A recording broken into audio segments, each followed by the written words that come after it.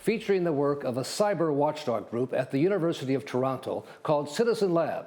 The group told us how they had discovered Saudi Arabia was apparently using some sophisticated spyware made by a company in Israel to track the phones of Saudi dissidents, including friends of the murdered journalist Jamal Khashoggi. Then, the day after our report, a strange twist, what the New York Times called a case of a bungling spy who apparently was trying to trick the Citizen Lab into revealing sensitive information about how they work. Here's an inside look with their video about how it went down. The setting, a five-star hotel in New York City. The host, a man using the name Michel Lambert, supposedly from a French consulting company.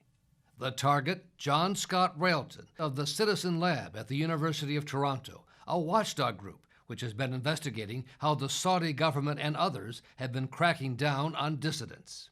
Autrement, on risque de mettre nos sous là où il faut pas vraiment. Okay. In the phone call to set up the luncheon meeting, conducted in French, Scott Railton says he already knew something wasn't right.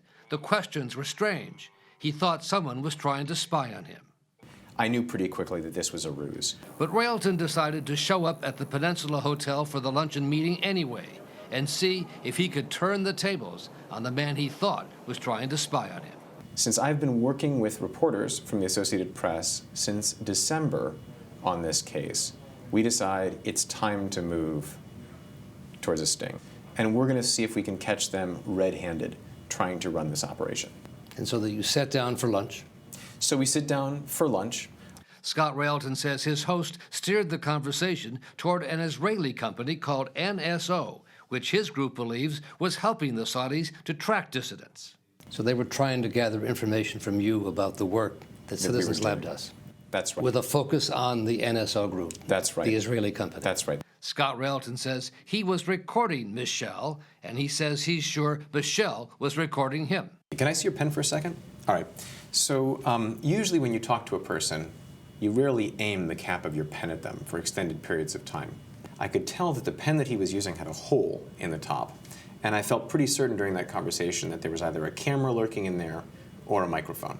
But Scott Railton had his own cameras and watched as the reporter and the photographer from the Associated Press moved in to confront Michel. You don't have to speak with you. Excuse me? I don't have to speak with you. Well, actually, I think you'll want to, because my colleague was visiting your company this morning, and, you know, it's very strange. She says it doesn't exist.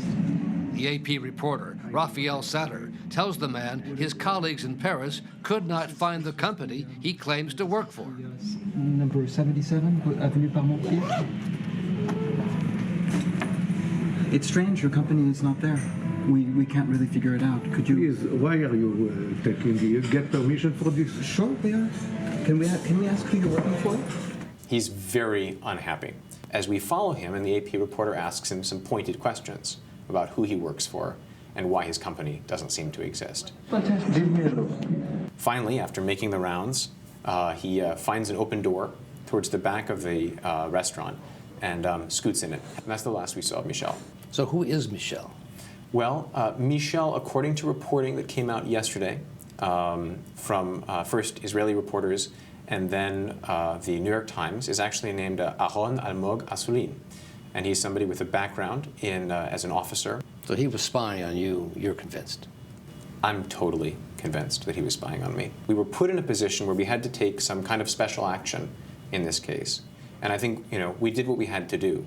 I would hope, though, that this is read also as evidence of something bigger. For years, our work has been based around showing that there is a commercial spyware industry that's out of control. And that industry, although it claims that its products are being sold to tackle criminality and terrorism, which is undoubtedly true, I'm not arguing that police with proper accountability shouldn't have the ability and shouldn't be properly technically empowered to conduct their work. But what concerns me is an industry that will sell things to states that have a history of lack of accountability and bad behavior. But clearly you're doing something somebody wants to stop. I think that's right. And to me, that's evidence that we're doing good and important work, and it renews our motivation to continue our investigations. A spokesperson for NSO, the Israeli company, declined our request for a company official to appear on our program tonight. The spokesperson denied the company, NSO, played any role whatsoever in trying to spy on Citizen Lab. And while all that was going on with Citizen Lab, Reuters broke a major story about another case of alleged spying of journalists and human rights advocates. Reuters learned that former U.S. intelligence officials had actually gone to work for the United Arab Emirates. What at first was supposed to be a program to detect terrorists seems to have turned into an effort to target journalists and dissidents using techniques known to the former American spy officials. Here's some of the Reuters video posted with their story. An investigation by Reuters found the group helped the UAE spy on targets, such as rival governments and militants, in an operation codenamed Project Raven. It also targeted human rights activists who were critical of the UAE's monarchy. The UAE's Ministry of Foreign Affairs and the NSA both declined to comment. But hackers Reuters spoke to say Project Raven went even further, putting some Americans under surveillance. Joining me now is one of the two Reuters reporters who broke this major investigation, Joel Schuckman. Joel, thank you very much for being here. This is quite a story. How'd you get onto it? It was kind of crazy. It was like one of those things. I think I heard about it from somebody when I was at a bar, and it was kind of just like one of those tall tales you hear. Somebody was telling me that he had heard people were like leaving the United Arab Emirates and leaving their jobs because they were being asked to spy on other Americans, and it just kind of sounded like something that was too crazy to be true. And it's one of those things that you would never be able to report secondhand, but relatively quickly, we were able to actually find the people that this happened to, and they shared their stories with us, and they had documents to substantiate their claims, and it was one of those things you kind of like couldn't make up almost, You had one of the former American NSA officials actually speak to you on the record, Laurie Stroud. How did you get her to talk? What did she say? Yeah, so her story was incredible. I mean, her story was that she had been an elite hacker for the NSA in Hawaii, targeting foreign governments like China for the U.S. And she got, after a few career setbacks, she had got this what she saw as being a great opportunity to work for a intelligence contractor in Abu Dhabi, and she didn't necessarily ask like that many questions before she arrived there, which is kind of not that uncommon among intelligence contractors, who often aren't really fully clued into what they're going to be doing until they're on the job.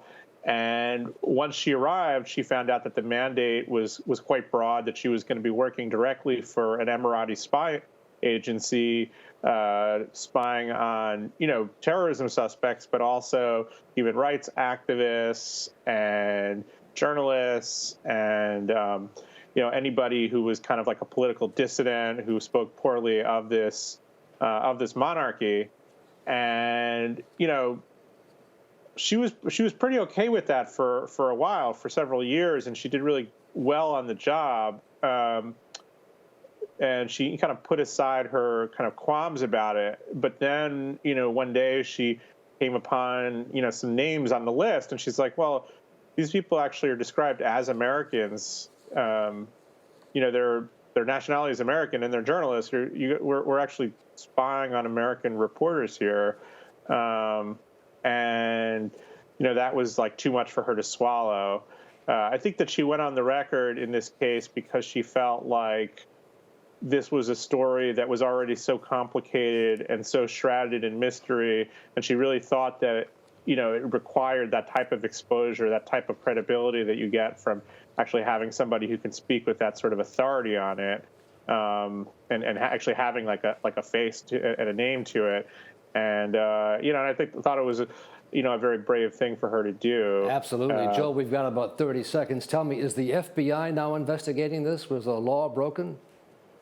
Yeah. So the FBI is investigating whether the law was broken, whether indeed this project known as Project Raven, whether they were involved in spying on Americans and whether the American intel operatives were involved in leaking, classified information or classified methodology to foreign intelligence operatives. Joe Shuckman of Reuters, thank you so much. Great work.